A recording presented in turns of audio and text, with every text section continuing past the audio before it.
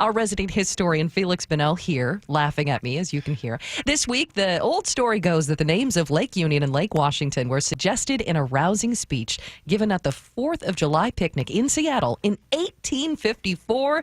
But is there proof it really happened? You know, most of the details of this story come from Seattle historian Clarence Bagley. Back in 1916, he published this big 3-volume Seattle history. In it, he describes a 4th of July picnic at the homestead of Thomas Mercer in 1854. Would have been right about where Mohi is now, just a few blocks from the radio station, actually, at South Lake Union.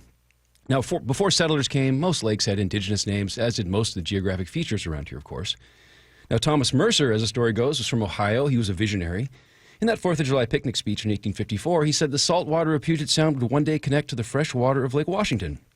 And they would be linked by way of the small lake in between. Thus, Lake, air quotes, Union was the name Mercer proposed.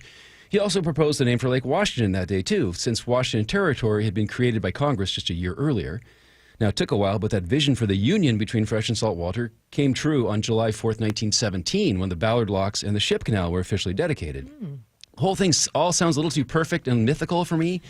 Doesn't mean it didn't actually happen, but I checked with some colleagues to see if they could verify the Thomas Mercer Lake Union story.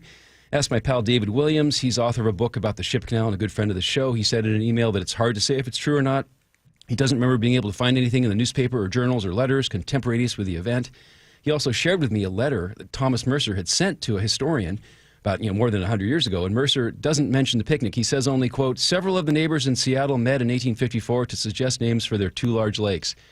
Doesn't sound like a very fun picnic to me. I also checked with Cole Thrush, professor at UBC in Vancouver, author of Native Seattle, Histories from the Crossing Over Place.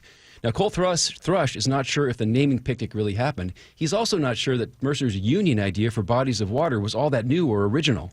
From the indigenous geography of the place, we can already see that the 3 lakes, Lake Union, Lake Washington, and Lake Sammamish, were already connected linguistically. They all had names that were very, very similar and related to each other.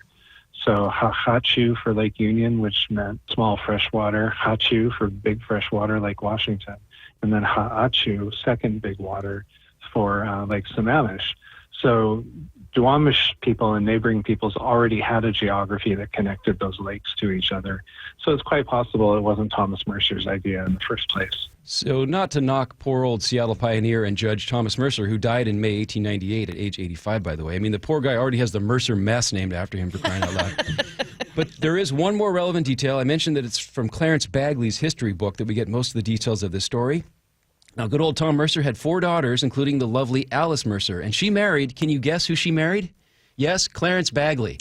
So he was writing about his father-in-law when he possibly made up this whole story about the thing. But anyway, and at that picnic on the 4th of July, we don't know what they had. We don't know what the menu was. David Williams thinks maybe oysters or salmon or deer. That sounds about right. Maybe we can put some recipes at mynorthwest.com. There was no hot dog eating contest? No. I think that was 1855, I think. Yeah.